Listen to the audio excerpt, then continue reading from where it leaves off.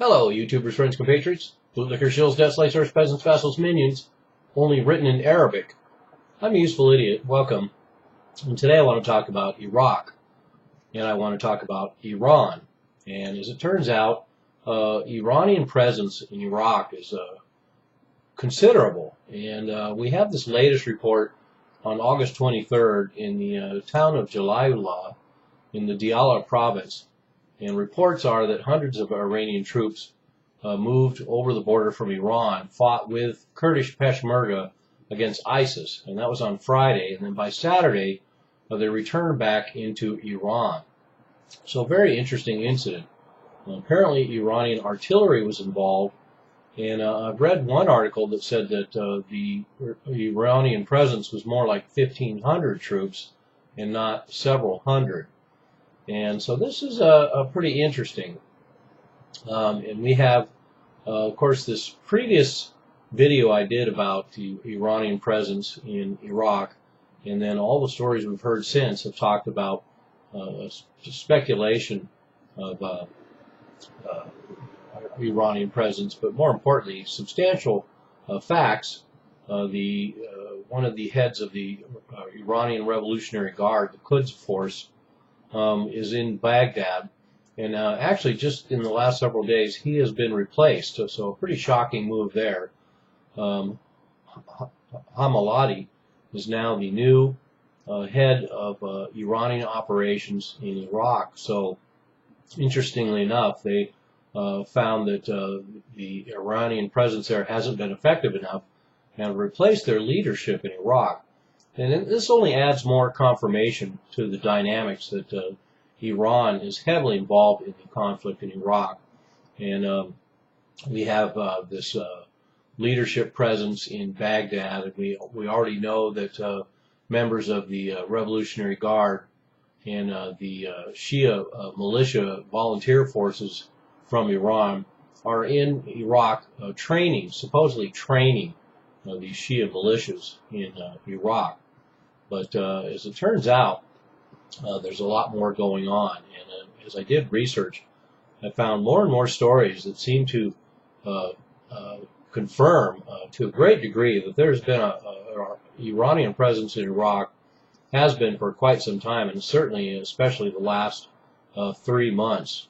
So let's go down some of these other stories that have come out. Well, June 14th, there was a report that 2,000 Iranian troops were sent into Iraq, and in fact, at the time, an Iraqi official confirmed with fairly specific details that 1,500 Iranian forces had entered the town of Kanakin in the Diyala province, the same as the most recent entry of Iranian troops, and it's only several, or 20 or 30 miles from the Iranian border, so it makes sense that this would work this way. So 1,500 entered the town of Kanakin, and then another 500 entered the town of Badr Jassan in the Wasat province, so an entirely different province. So there, June 14th is a report of 2,000 Iranian troops being in Iraq.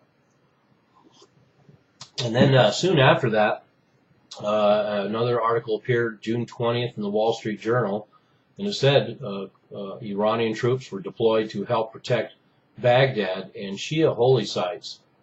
And the sources were cited to be Iranian security officials. I've been confused because a lot of times they mention these sources, and one of the articles I read pointed out that there seems to be a disagreement between different elements in Iran, in the foreign service in Iran, and other elements that disagree about how much to talk about Iranian involvement in Iraq.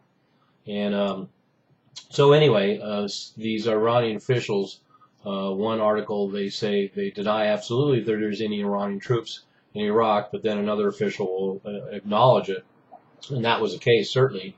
And then June 16th, two days after that first incident I talked about, Wall Street Journal reported that an Iranian Quds soldier, a pilot, was killed outside of Baghdad, and he was killed on the ground. He wasn't shot down from a plane. But not only that, they have his name, Colonel Kamal Shirkhani, and he died in a mortar attack in Samarra. So there we have an Iranian casualty in the field. And if that wasn't enough, there's a report that just came out today, as a matter of fact, that claims that over 23 Iranian soldiers have been killed by ISIS just in the last month, and all around the Samarra region. And that makes sense because Iranian military spokesmen have talked about the fact that they will protect these Shia holy sites. And so we're seeing these deaths, Iranian deaths in that region. And also June 25th, in the New York Times, we have a story where Iran is directing surveillance drones in Iraq. And let's remember that the drones that Iran has are the ones that they did reverse engineering that captured from the U.S. And now they're actually using those in Iraq. And they've been shipping in 140 tons a day of military equipment to Iraq recently. So they're supplying a huge amount of new arms to the Iraqi government. And they also have an Iranian signals intelligence unit in Baghdad. So we have spies and soldiers. And then we have a story actually going all the way back to June 12th, where Iranian troops worked with Iraqi forces to assault Tikrit. And that assault eventually failed, but Iranian tanks were involved. And this is sounded far-fetched at first, but one of the most convincing articles that I've attached below actually goes into great detail about these Iranian tanks that were involved in this June 12th Iranian assault in Tikrit. And let's remember that around that same area is Karbala and Najaf, and Iran certainly will not let any ill fate from ISIS befall those sacred sites. And then we have also on August 26th today, we have several Iranian Su-25 warplanes inside Iraq. And as I mentioned earlier, there was one pilot who was killed. But as it turns out, these planes are being flown by Iranian pilots as well. So we have Iranian warplanes actually operating inside Iraq, as far as I can tell. If anybody has any information that shows that Iraqi pilots are flying these planes, I would be more than happy to see it. And then also today we find out that Iran has been supplying weapons to Kurdistan, and this is confirmed by Barzani. Barzani said, quote, "We asked for weapons, and Iran was the first country to provide us with weapons," unquote. So now we have the U.S. and Britain and Germany and France and Iran all supplying weapons to the Kurds. And then what a shocker. We also find out today that Iran is now sending advisors to Kurdistan. So the U.S. sends advisors to these different places, and now Iran is indulging in that same game. And let's remember that the foreign minister of Iran just visited. So these processes in Kurdistan by Iran will accelerate. And then we also have a story from August 1st. And a Iranian military force of 200 arrived at Sulaymaniyah International Airport in Kurdistan en route to Kirkuk. So apparently they were involved in some of these clashes in the Kirkuk and Tikrit regions, working with Peshmerga as well. And the stories said that they're actually being facilitated by the PUK forces out of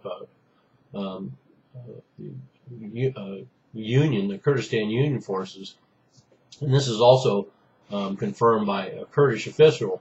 But there's a number of reasons why this whole thing is kept under wraps. My speculation is that there's a U.S.-Iran arrangement, and they may not necessarily be coordinating their efforts, although I would have to imagine they are, but they're certainly not going to acknowledge this in public. And in fact, the political talk out there verifies what we would suspect to find or expect to find. First of all, the quote, the information about the presence, and this is a Iranian official, quote, the information about the presence of Iranian soldiers in Iraq is not correct. We don't have a single Iranian soldier on Iraqi soil because Iraq does not need those soldiers, unquote. Well, that's laughable in the sense that everyone knows that Iraqi needs those soldiers. But if these guys are as slippery as politicians around the world, and I suspect they are, he says we don't have a single Iranian soldier on Iraqi soil. Well, of course they don't have a single Iranian soldier. They have thousands. So I would suspect that's the way that works. Then we have U.S. spokesman saying, quote, we've encouraged Iran to play a constructive role in Iraq, unquote.